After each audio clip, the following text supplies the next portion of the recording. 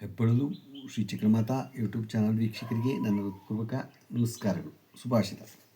ನೋವು ಮತ್ತು ಅವಮಾನ ಬದುಕು ಬೆಂದು ಹೋಗುವಂತೆ ಮಾಡುತ್ತದೆ. ತಾಳ್ಮೆ ಮತ್ತು ಧೈರ್ಯ ಬಿದ್ದ ಬದುಕನ್ನು ಎದ್ದು ನಿಲ್ಲುವಂತೆ ಮಾಡುತ್ತದೆ. ಇವತ್ತು ನಾವು ದಿನಪಂಚಾಂಗಕ್ಕಿಂತ ಮುಂಚೆ ನಾವು ವರ್ಷ ಋತು ಸ್ವರೂಪವನ್ನು ನಾವು ತಿಳ್ಕೊಳ್ಳೋಣ. ವರ್ಷ ಋತುವಿನಲ್ಲಿ ಹುಟ್ಟುತ್ತವರು ಹೇಗೆ ಅನ್ನೋದನ್ನು ತಿಳ್ಕೊಳ್ಳೋಣ. ದೈವಜ್ಞ ವಿಲಾಸ ರೀತಿ, ಅವರು ವರ್ಷ ಋತುವಿನಲ್ಲಿ ಹುಟ್ಟಿದ್ದು ದೈವಜ್ಞ ವಿಲಾಸ ರೀತಿ ಹೇಗೆ ಎಂದು ತಿಳ್ಕೊಳ್ಳೋಣ. ವರ್ಷ ಋತುವಿನಲ್ಲಿ ಜನಿಸಿದವನು ವ್ಯವಹಾರ ಕಾರ್ಯಗಳಲ್ಲಿ ಆಡಂಬರದ ಮಾತುಗಳಿಂದ ಪರರಿಗೆ ಅಧೈರ್ಯವನ್ನುಂಟು ಮಾಡುವ ಸಾಮರ್ಥ್ಯವುಳ್ಳವನಾಗಿ, ಚತುರನಾಗಿ, ಕಾರ್ಯಗಳನ್ನು ನಿರ್ವಹಿಸುವುದರಲ್ಲಿ ಸಿಂಹ ಪರಾಕ್ರಮದವನಾಗಿ, ವೇಗವಾಗಿ ಎಲ್ಲರಿಗೂ ಪ್ರೀತಿಕರ ಮಾತುಗಳನ್ನು ಆಡುತ್ತಾ ಸ್ವರೂಪ ಜ್ಞಾನವನ್ನು ತೋರಿಸುವವನಾಗಿ, ವಾತಬಾಧೆಯುಳ್ಳವನಾದಾಗ್ಯೂ ಸ್ತ್ರೀ ವರ್ಗಗಳಲ್ಲಿ ಹರ್ಷಯುಕ್ತನಾಗಿ ಇರ್ತಾನವನು. ಗೊತ್ತಾಯ್ತಾ? ದೈವಜ್ಞ ವಿಲಾಸ ರೀತಿ ನಾವು ವರ್ಷ ಋತುವಿನಲ್ಲಿ ಹುಟ್ಟಿದ್ದನ್ನು ತಿಳ್ಕೊಂಡು, ಇವಾಗ ಜಾತಕಾಭರಣ ರೀತಿ ಹೇಗಿರ್ತಾನೆ ಅನ್ನೋದನ್ನು ತಿಳ್ಕೊಳ್ಳೋಣ. ವರ್ಷ ಋತುವಿನಲ್ಲಿ ಜನಿಸಿದವನು ರಾಜವರ್ಗಗಳಲ್ಲಿ ಅಧ್ಯಕ್ಷನಾಗಿ, ವ್ಯಾಪಾರ ಒಕ್ಕಲುತನಗಳಲ್ಲಿ ಚತುರ ಕೆಲಸಗಳನ್ನು ನಡೆಸುತ್ತಾ, ಕೀರ್ತಿ ಸಂಪಾದಕನಾಗಿ, ಧಾನ್ಯ ಫಲಗಳನ್ನು ಸಂಪಾದಿಸುವುದರಲ್ಲಿ ಸಾಮರ್ಥ್ಯವುಳ್ಳವನಾಗಿ ಇರ್ತಾನೆ ಅಂತ ಹೇಳುತ್ತೆ. ಈಗ ಯುವನೇಶ್ವರ ತಾಚಕ ರೀತಿ ಹೇಗಿರ್ತಾನವನು ಅನ್ನೋದನ್ನು ನಾವು ತಿಳ್ಕೊಳ್ಳೋಣ.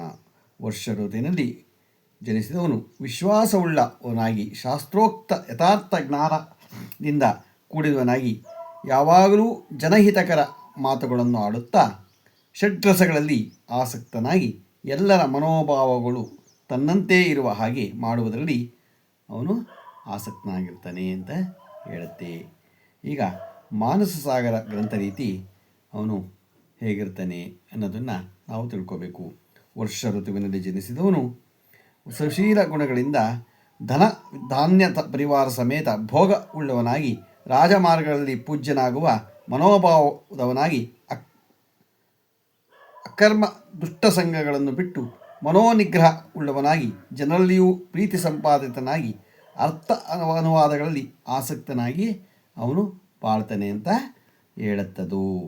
ನೋಡಿ, ನಾವು ಇವತ್ತು ವರ್ಷ ಋತುವಿನಲ್ಲಿ ಹುಟ್ಟಿದವನ ಬಗ್ಗೆ ನಾವು ಹೇಗಿರ್ತಾನೆ, ಏನು ಇರ್ತ ಅಂತ ತಿಳ್ಕೊಂಡ್ವು. ಈಗ ನಾವು ದಿನಪಂಚಾಂಗವನ್ನು ನಾವು ತಿಳ್ಕೊಳ್ಳೋಣ. ದಿನಾಂಕ 20/8/2026 ಗುರುವಾರ, ಶ್ರೀ ಫಲಾಭವನಾಮ ಸಂವತ್ಸರ, ದಕ್ಷಿಣಾಯನ, ವರ್ಷ ಋತು ಶ್ರಾವಣ ಮಾಸ, ಶುಕ್ಲ ಪಕ್ಷ, ತಿಥಿ ಅಷ್ಟಮಿ, ರಾತ್ರಿ 9:32, ನಕ್ಷತ್ರ ವಿಶಾಖ, ಹಗಲು 10:45, ಮಳೆ ಮಖ 1ನೇ ಪಾದ, ರಾಹುಕಾಲ 2 ಗಂಟೆಯಿಂದ 3:34, ಗುಳಿಕ ಕಾಲ 9:19 10:53, ಯಮಗಂಡ ಕಾಲ 6:12 7:45. ಇವತ್ತು ಯಾರು ಹುಟ್ಟುಹಬ್ಬ ಆಚರಣೆ ಮಾಡ್ಕೊತಿದ್ರು, ಮದುವೆಯಾದ ದಂಪತಿಗಳು ವಾರ್ಷಿಕೋತ್ಸವ ಆಚರಣೆ ಮಾಡ್ಕೊತಿರೋರಿಗೆ ನಮ್ಮ ಹೆಬ್ಬಳಲು ಶ್ರೀ ಚಕ್ರಮಾತಾ ಯೂಟ್ಯೂಬ್ ಚಾನಲ್ ಕಡೆಯಿಂದ ಶುಭಕಾಮನೆಗಳನ್ನು ತಿಳಿಸ್ತೀವಿ. ದೇವರವರಿಗೆ ಆಯಸ್ಸು, ಆರೋಗ್ಯ, ಐಶ್ವರ್ಯ ಎಲ್ಲ ಕೊಟ್ಟು ಕಾಪಾಡಲಿ ಅಂತ ಕೇಳ್ಕೊತೀನಿ. ನಮ್ಮ ಹೆಬ್ಬಳಲು ಶ್ರೀ ಚಕ್ರಮಾತಾ ಯೂಟ್ಯೂಬ್ ಚಾನಲ್ ಯಾರು ಸಬ್ಸ್ಕ್ರೈಬ್ ಆಗಲು ದಯಮಾಡಿ ಸಬ್ಸ್ಕ್ರೈಬ್ ಆಗಿ ಲೈಕ್ ಕೊಡಿ. ಇದು ನಿಮ್ಮದೇ ಚಾನಲ್ ಆಗಿರೋದ್ರಿಂದ ನಮ್ಮ ಲಿಂಕನ್ನು ಬೇರೆಗೂ ಫಾರ್ವರ್ಡ್ ಮಾಡಿ. ನಮಸ್ಕಾರಗಳು, ನಮಸ್ಕಾರಗಳು, ನಮಸ್ಕಾರಗಳು.